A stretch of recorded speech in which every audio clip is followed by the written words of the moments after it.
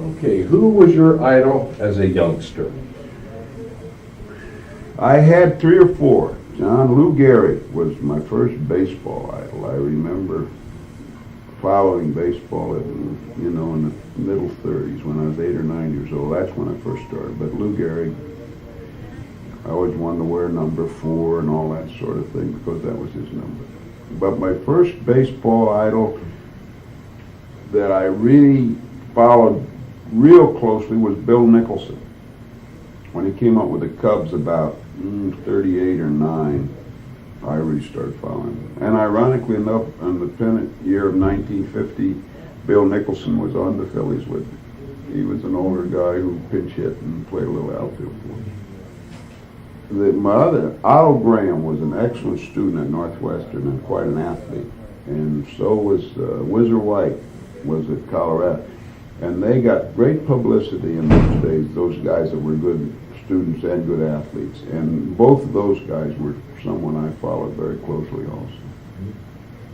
What were the circumstances around attending MSU? So I went up there July of 1944 in the Army Reserve Program, Air Corps Reserve Program.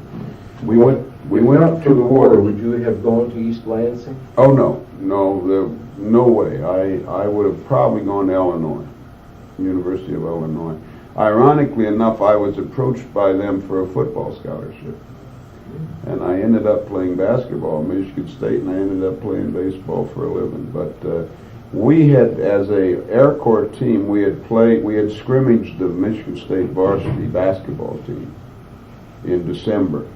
And we had played a good game again. They beat us in an overtime. And Ben Van Alstyne, the coach of Michigan State, knew we were getting out in December for a quarter. They were going to let us out from this reserve program and then take us into the regular Air Corps in the middle of March. Mm-hmm. So he asked me and another fellow named Joe Kokora to come to go to school that quarter. It was during the war and things were a little tight, as far as who was playing and who was in school and everything. So Joe and I went to school in January, started playing basketball for Michigan State right away, played that season. Then we went into regular Air Corps in March. I got out the next November because the war was over, reported back to school and picked up classes again in January. So I really didn't miss any of a season once I started at Michigan State athletically. You were known as Evan Roberts during your high school days. Recount the story of being known as Robin. Well, when I reported to Michigan State in the Air Corps, they went by your first name. And my first name is Robin. So everything I signed up there was Robin Roberts. And consequently, because when I played at Michigan State, when we played the varsity team, I was Robin Roberts. The soldiers all called me Robin. And it was my growing up, my father was the only one in my family that called me Robin. He always called me Robin. And everybody else called me Evan. Why, I don't know. But the Robin part of it was always there. It was just that I went to service, I signed my name Robin Evan Roberts. Consequently, the soldiers all called me Robin, and that's how it really started. It started at Michigan State, other than my dad. My dad called me Robin from the moment I was a baby, but he was the only one. Okay, that's good. Remember a story or two about your basketball career at Michigan State. You were voted top college players in state in 1946. You had a teammate named Sam Fortino. Any other stories? No, Sam was there when I first came in. Like I said, January 45. I was waiting to go in regular Air Corps. I went for 1 quarter and played basketball.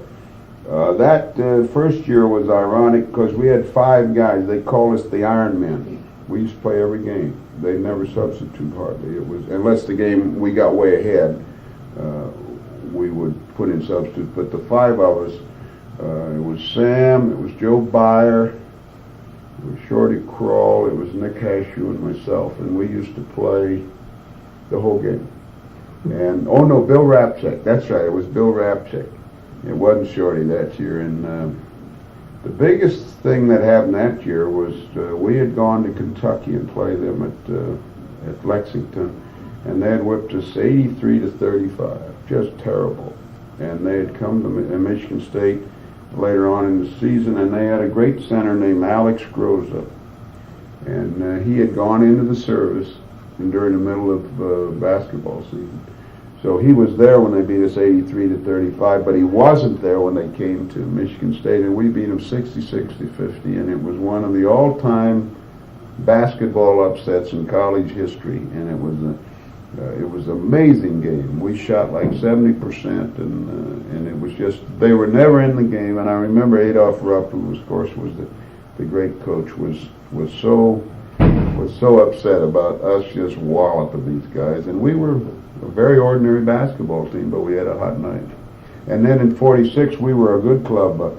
I came back in November, and there were a lot of other veterans. Ollie White was a veteran, like 24, 25 years old, and Tony Waldron and Pat Pepper. They were all veterans that had played at Michigan State before the war, had been gone 3 or 4 years, and now they were back. And of course, I was still only 19 and when I came back, because I'd only been in the service 7 or 8 months. So in '46, we were a real solid team. We played well together. We played a lot of good people. We beat some good clubs. We had some exceptional games. Well, I remember we did lose to Notre Dame twice, but 1 point each time, and we beat Ohio State, and we beat Minnesota, and we beat Syracuse, that next outstanding club.